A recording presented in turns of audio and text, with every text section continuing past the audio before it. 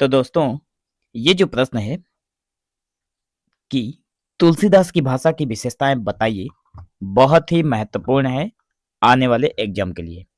ठीक है, तो सबसे पहले हम लोग क्या करेंगे, इसकी भूमिका को लिखेंगे। ठीक है, जैसा कि जो प्रश्न पूछा है कि तुलसीदास की भाषा की जो विशेषताएं हैं, उन्होंने अपने काव्य में किस तरह की भाषा का प्रयोग किया या फिर उसकी क्या विशेषता है, उसी को बताना है। तो सबसे पहले भूमिका लिखेंगे और भूमिका में लिखेंगे कि हिंदी साहित्य में गोस्वामी तुलसीदास एक ऐसे युग प्रवर्तक कवि हैं जिन्होंने भक्ति, मर्यादा और लोक जीवन के आदर्शों को भाषा के माध्यम से जन जन तक पहुंचाया। मतलब भक्ति भक्ति की जो मर्यादा है, लोक जीवन का जो लोगों के जीवन का जो आदर्श है, उसके माध्यम से उन्होंने अपनी अ, भक्ति को या फिर अपनी काव्य को उन्होंने लोगों तक पहुंचाया, जन जन तक पहुंचाया दिया। उन्होंने अपनी रचनाओं में भाषा को केवल अभिव्यक्ति का साधन नहीं, बल्कि लोक कल्याण का सेतु बना दिया। क्या किया इन्होंने कि इनकी जो रचनाएं हैं, उनमें जो भाषाएं हैं, उस भाषा को केवल इन्होंने अपनी बात कहने का माध्यम नहीं बनाया, बल्कि लोगों के लिए एक सेतु बनाने का काम किया। तुलसीदास जी ने अपनी काव्य रचना में अवधि, ब्रज और संस्कृत की श्रेष्ठ परंपराओं को अपनाते हुए भाषा को सरस, गंभीर, लोकप्रिय और आध्यात्मिक बनाया। क्या किया तुलसीदास जी ने कि भाषा जो थी उसको गंभीर, लोकप्रिय बनाया और आध्यात्मिक बनाया।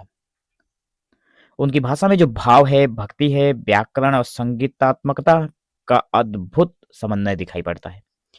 उनकी भाषाओं में या फिर उनके काव्य में जो भाषाएं हैं, उसमें सारी चीजें मिलती है, जिसमें भाव है, भक्ति है, व्याकरण की भी ठीक ठाक प्रयोग देखने को मिलता है और संगीतात्मकता का अद्भुत समन्वय इन्होंने दिखाया है अपने काव्य में। ठीक है, मतलब एक बहुत ही उच्च कोटि के कवि हुए। तो तुलसीदास की भाषा की जो प्रमुख विशेषताएं हैं उसको हम लोग कुछ इस प्रकार देखेंगे, जिसमें से अभी मैं थोड़ा रुकिए, अभी मैं कलर चेंज कर लेता हूँ। ठीक है, तुलसीदास की भाषा की प्रमुख विशेषताएं जो है वो कुछ इस प्रकार हैं, जिसमें से पहला नंबर आता है निकलकर मिश्रित भाषा का प्रयोग। अपनी काव्य में मिश्रित भाषा का प्रयोग किया। देखिए, तो तुलसीदास ने मुख्यतः अवधि भाषा में रामचरितमानस की रचना की। इन्होंने अवधि भाषा में रामचरितमानस की रचना की, परंतु अन्य रचनाओं जैसे विनय पत्रिका, कवितावली आदि में ब्रज भाषा का भी प्रयोग किया है। ठीक है, साथ ही इन्होंने संस्कृत शब्दावली का प्रयोग करके भाषा को गंभीर और भावपूर्ण बना दिया।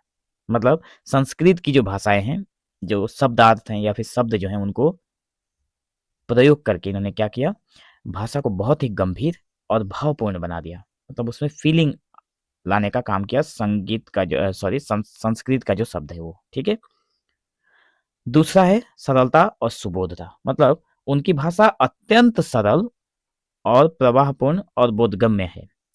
ताकि बोधगम्य का मतलब हो गया आसानी से समझ में आ जाए।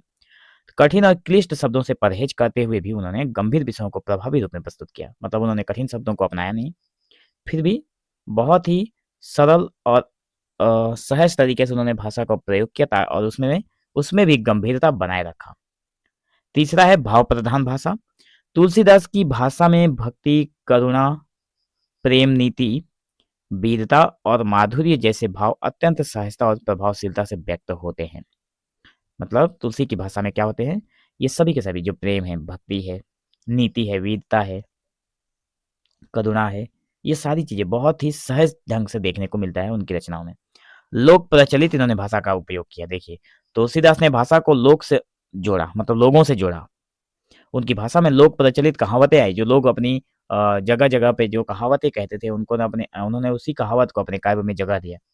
मुहावरे और लोकोक्तियों को उन्होंने जगह दिया और जनभाषा के शब्द मतलब बड़ी मात्रा में मिलते हैं, जिससे आम जनमानस जो है उनसे जुड़ सके। मतलब कहने का मतलब ये है कि उन्होंने लोगों की भाषाओं में रचना की ताकि लोग उसे पढ़े और बहुत ही आसानी से उसके साथ जुड़ते चले गए। पांचवा नंबर है साहित्यिक संस्कारों से संपन्न। देखिए, यद्यपि तुलसीदास की भाषा लोक के निकट है, लोक मतलब लोगों के निकट है। ठीक है, जैसा कि अभी हम लोगों ने वर्णन किया कि तुलसीदास की जो भाषा है वो लोगों के निकट है, फिर भी उसमें काव्य सौंदर्य, अलंकार, रस, छंद और ध्वनि की उत्कृष्टता मिलती है, जिससे वह साहित्यिक रूप में भी अत्यंत समृद्ध है। ठीक है, छठा नंबर है धार्मिक और नैतिक उद्देश्य की पूर्ति। देखिए, उनकी भाषा में धार्मिक उपदेश, नैतिक दृष्टिकोण और सामाजिक मर्यादाओं का प्रभाव स्पष्ट रूप से दिखाई देता है। भाषा जो होती मतलब उनकी जो भाषा है उसमें धार्मिक उपदेश इन्होंने दिया है। नैतिक दृष्टिकोण भी उनकी भाषाओं में देखने को मिलते हैं और सामाजिक मर्यादाओं के भीतर रहकर उसके प्रभाव को भी इन्होंने बखूबी संभाले हुए रखा है। तो भाषा उपदेशात्मक होते हुए भी रुचिकर और प्रभावशाली बनी रहती है। गंभीर और ओजस्वी स्वरूप देखिए, जहाँ विषय की मांग होती है वहाँ तुलसीदास की भाषा अत्यंत ओजस्वी और वीर रस से युक्त और प्रभावकारी बन जाती है, जैसे कि राम रावण युद्ध के प्रसंगों में। मतलब जहाँ पर जिसकी ज़रूरत महसूस होती है, वहाँ पर उनकी रचनाओं के जो रूप हैं, वो बहुत ही अलग तरीके से देखने को मिलते हैं, जिसमें वीर रस से युक्त होते हैं, ओजस्वी होते हैं और प्रभावकारी बन जाते हैं उनकी रचनाओं के वो लाइन, ठीक है?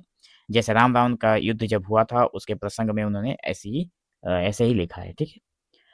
8वां नंबर है संगीतात्मकता और लयात्मकता। देखिए, तुलसीदास की भाषा में छंदों की सुंदरता, तुकबंदी और कुशलता और ध्वनि लय का अद्भुत सामंजस्य है, जिससे पाठ करते समय स्वाभाविक रूप से संगीतात्मकता का अनुभव होता है। मतलब ऐसा कहा गया है कि उनकी जो भाषा है उसमें संगीत भी भरा हुआ है और उसमें एक बहुत ही अच्छे तरीके का लय भी देखने को मिलता है।